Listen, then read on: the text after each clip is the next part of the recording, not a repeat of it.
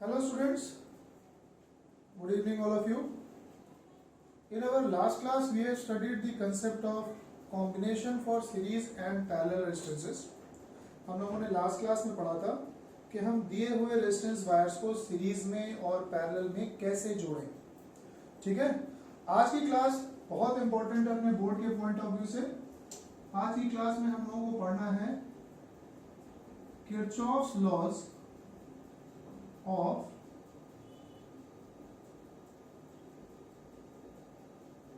Electrical circuit.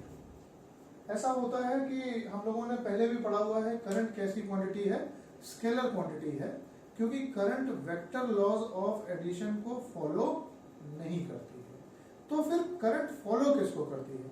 Current follow करती है Kirchhoff's laws of electrical circuits को. किरचॉफ ने इलेक्ट्रिकल सर्किट से रिलेटेड दो लॉज दिए. First law is called junction rule and the second one is called loop rule. So in short, Kirchhoff had given two laws related to electrical circuits. First one is called junction rule and the second one is called loop rule. कुछ books में this is also written as it is called KCL. KCL means Kirchhoff's current law and the second one is called loop rule और KVL और mesh rule भी कह सकते हैं इसको. तो दोनों ही पॉइंट इंपॉर्टेंट है. इसे किरचॉफ्स जंक्शन रूल भी कह सकते हैं, किरचॉफ्स करंट लॉ भी कह सकते हैं, इसे किरचॉफ्स वोल्टेज लॉ या मेश रूल या लूप रूल भी कह सकते हैं. So Kirchhoff had given two laws related to electrical circuits. First one is called junction rule and the second one is called mesh rule. आइए अब हम लोग देखेंगे इलैबोरेशन किसका? जंक्शन रूल का. We are going to elaborate junction rule.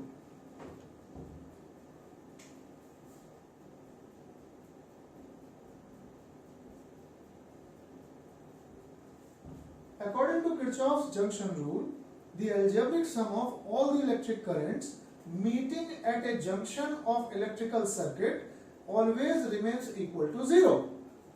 That is, जैसे आपने एक इमेजिन किया कि these are number of wires meeting at junction J, है ना? ये एक आपने जंक्शन पॉइंट बना लिया और इसमें कई सारे करंट्स, या तो वो करंट इनकमिंग होंगे या तो वो करंट आउटगोइंग होंगे. तो either this is incoming say I1, I2, I3 say I4 और या फिर वो करंट आउटगोइंग होंगे say I5 and I6. So what Kirchhoff had said, Kirchhoff का ये कहना था कि algebraic sum of all the electric currents meeting at a junction always remains equals to zero. That is sigma I की value कितनी बनेगी? 0 बनेगी. अब अगर हम इस sigma I को स्प्लिट करें, अगर हम इनकमिंग करंट्स कौन कौन से हैं? I1, I2, I3, I4. अगर हम इन इनकमिंग करंट्स को पॉजिटिव लें, दैट मींस आउटगोइंग करंट अपने आप कैसे कंसीडर हो जाएंगे? नेगेटिव कंसीडर हो जाएंगे. सो अगर हम इसे एलाबोरेट करें तो हमारी कंडीशन बनी I1 plus I2 plus I3 plus I4 minus I5 minus I6 equals to 0. Mathematically I1 plus I2 plus I3 plus I4 किसके इक्वल हो गया? I5 plus I6. ये अगर आप ध्यान से देखो बच्चों, I1 plus I2 plus I3 plus I4 आपने क्या बनाया हुआ है? ये चारों यहां पर कौन से करंट हैं? ये हैं incoming currents. So sum of all incoming currents equals to sum of all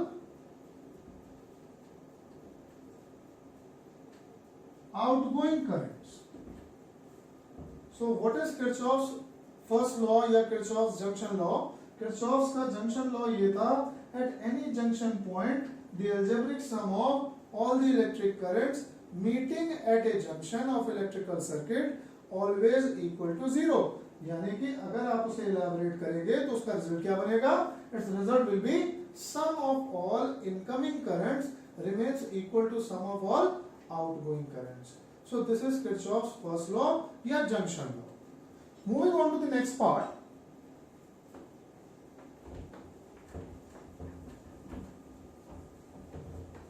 on to the next part. The second one is called loop rule. Kirchhoff's second law is called loop rule या mesh rule. I hope आपको loop और mesh word का meaning बहुत अच्छे से समझ में आ रहा हो। लूप हो गया, मेश हो गया, ये सब किसको रिसेंबल करते हैं? लूप वर्ड, मेश वर्ड, है ना, ये सारे वर्ड रिसेंबल करते हैं किसी क्लोज्ड सर्किट को, किसी क्लोज्ड सर्किट को। तो अगर हम किसी क्लोज्ड सर्किट की बात करें, suppose we are planning a circuit which is comprising of a cell having EMF capital E, external resistance R, the current withdrawn is I, and the potential drop across the resistance is V. So this law states, this loop rule या this second law या this Kirchhoff's voltage law states that in a closed mesh, ध्यान दीजिएगा यहाँ पे, in any closed mesh the algebraic sum of difference in voltages remains equal to 0. क्या बना second law? In any closed circuit the algebraic sum of difference in voltages remains equal to 0. अब difference तो किसका difference? Input voltage minus output voltage, that means sigma of input के नाम पे आप क्या इस्तेमाल कर रहे हो? सेल का ईएमएफ इस्तेमाल कर रहे हो, माइनस आउटपुट यानी पोटेंशियल ड्रॉप कितना ले रहे हो आप? सिग्मा वी इक्वल्स टू क्या बना? 0। यहां से अगर रूल बनाए तो क्या बना? Sigma E equals to sigma V. Using Ohm's law, sigma E equals to sigma I into R. So this is the second law. यानी दूसरे लॉ को ऐसे भी लिख सकते हैं कि algebraic sum of all the EMFs in a closed mesh remains equal to algebraic sum of product of current and resistance. Okay, so हम लोगों ने कितने रूल पढ़ लिए Kirchhoff से relevant? Kirchhoff had given two laws related to electrical circuits. Okay, first one is also called junction rule and the second one is called mesh rule. Junction rule में हमने क्या पढ़ा?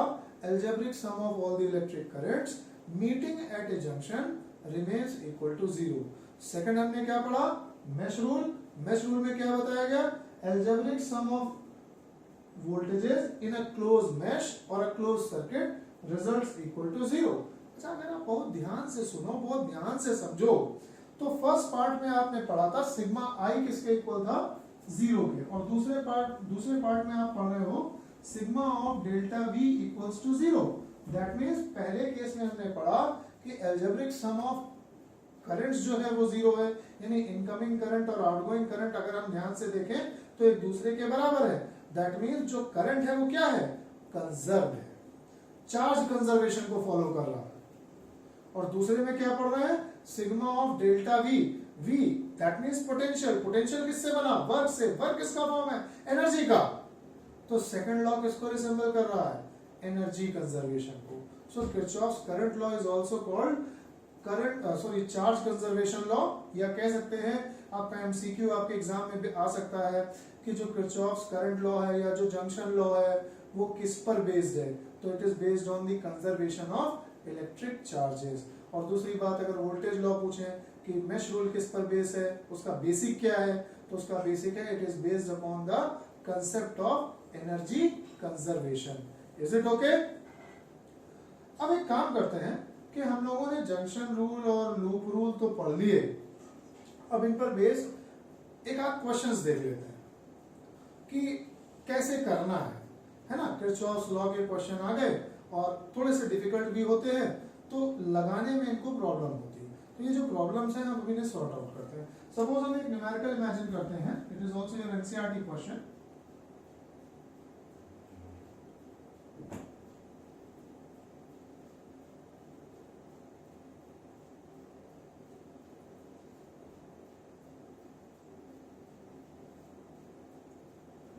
सपोज हमारे पास 3 resistances दिए हुए हैं। This one is R1 1 ohm, this one is R2 2 ohm, this one is R3 3 ohm। the junction point is O. At point A, potential VA equals to 1 volt. At point B, potential VB is 2 volt. At point C, potential VC is 3 volt. So this is the question. Question diagram आपको question में मिला और इसमें आपसे पूछा गया calculate the potential at point O. Our question is calculate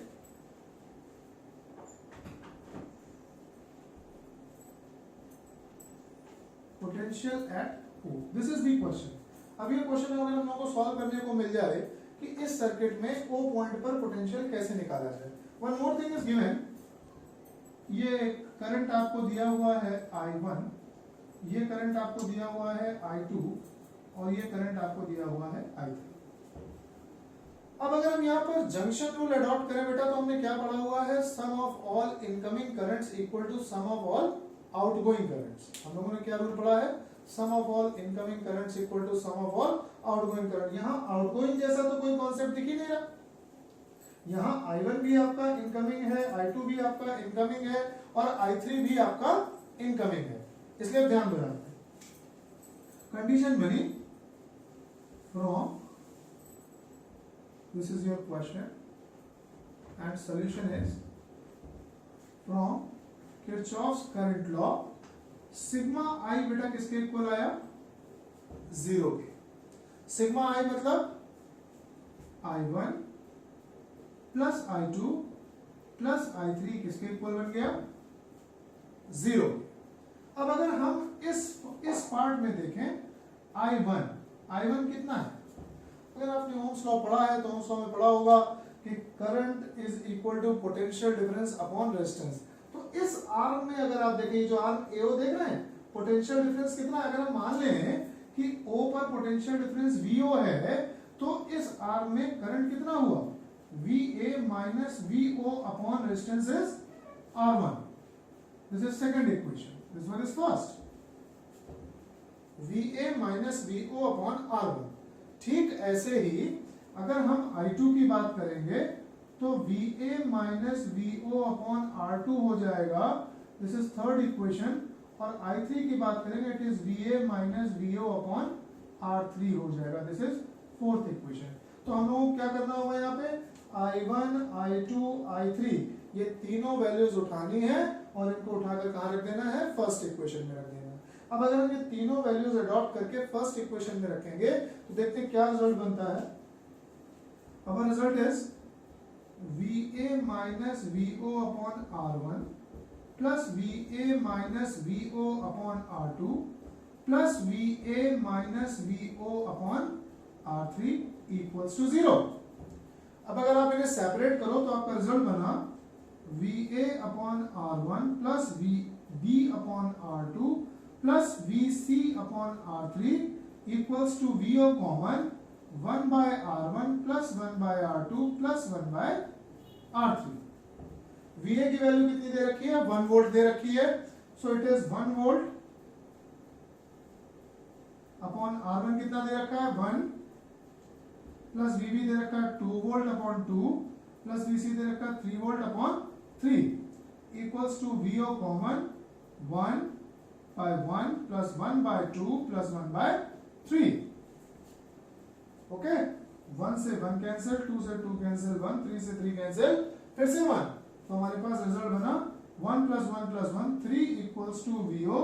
यहाँ LCM ले लीजिए तो कितना आ गया एलसीएम अपने पास बेटा, 6 आ गया.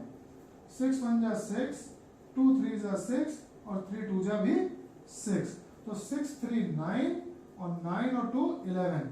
क्रॉस मल्टीप्लाई, VO की वैल्यू हो गई 6 3 जा 18 upon 11 volts. So this is how we have calculated the potential at point O. Just go through it. आप देखो इसे ध्यान से. आपको जो भी पॉइंट यहाँ पर नहीं समझ आ रहा है आप उसको देखने की कोशिश करो, उसे क्लियर करो. See, if there is any doubt, you can ask me.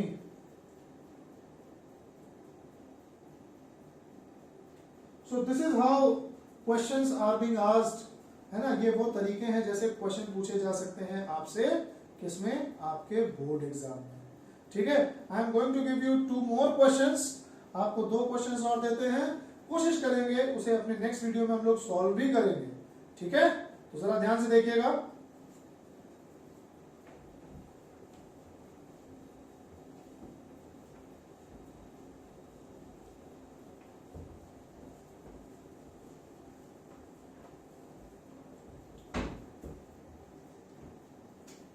Your assignment questions are,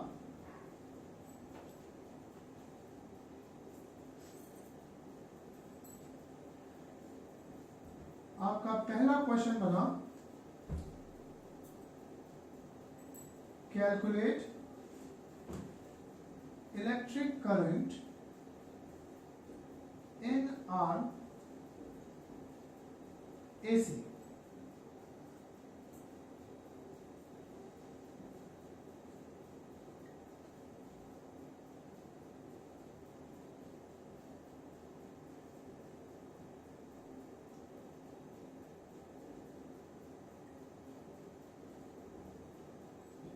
Two ohms, 3 ohms, 1 ohm and 4 ohm. Potential difference 3 volts, potential difference 4 volt, and this is 1 ohm. A, B, C, D. This is first assignment question for you. Just look at. And your second assignment question is,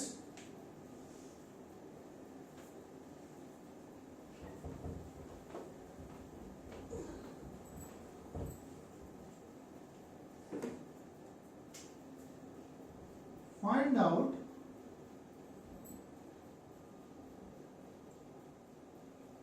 equivalent resistance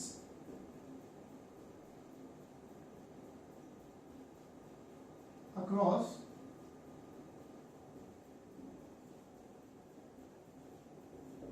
diagonals.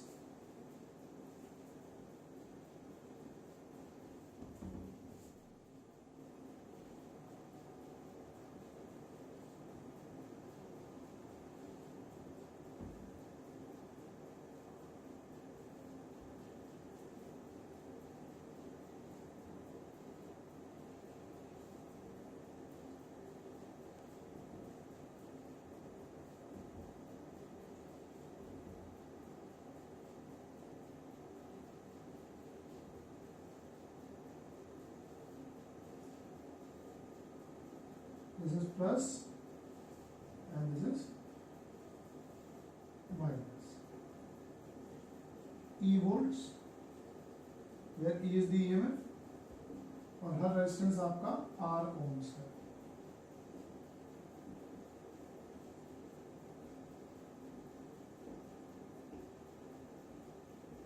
So these are the 2 questions. पहला question मैंने दिया था आपको diagonal AC में current calculate करना था, और दूसरा क्वेश्चन जो है उस क्वेश्चन में आपको इक्विवेलेंट रेजिस्टेंस कैलकुलेट करना है। ठीक है, सो this is all about for today's class. Meeting in the next class. Thank you.